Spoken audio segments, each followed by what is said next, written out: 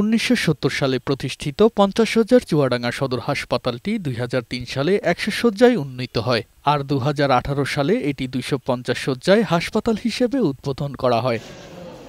বর্তমানে হাসপাতালটিতে 22 জন চিকিৎসকের জায়গায় আছেন মাত্র 13 জন। 9টি পদই শূন্য। এতে চিকিৎসা সেবা দিতে ব্যাহত হচ্ছে। তাই বাধ্য হয়ে বেসরকারি ক্লিনিকগুলোতে শরণাপন্ন হচ্ছে রোগীরা। এখানে নাকি অজ্ঞান করা আর অপারেশন ডাক্তার 1 মাস থেকে নাই।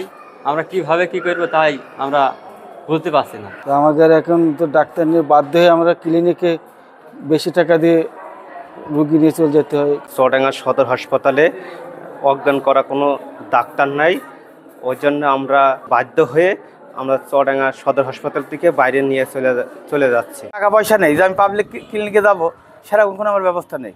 বাড়তি দায়িত্ব নিয়ে রোগীদের সেবা প্রদান করা হচ্ছে বলে জানালেন এই মেডিকেল অফিসার। তো আমার ডিপার্টমেন্টাল কাজ করার পাশাপাশি এখানে সদর হাসপাতালে প্রায় 1 মাস হয়ে গেল। এখানে অ্যানেস্থেসিয়ার কোনো ডাক্তার নাই।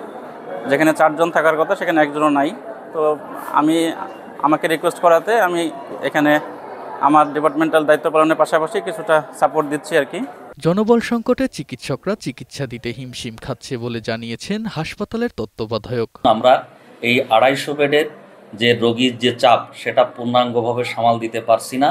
এ বিষয়ে আমরা সার্বক্ষণিকভাবে আমাদের ঊর্ধ্বতন কর্তৃপক্ষের সাথে যোগাযোগ রাখছি এবং তারা আশ্বাস দিয়েছেন ওনারা নিয়োগ দিবেন। তুষার আহমেদ, বৈশাখী সংবাদ।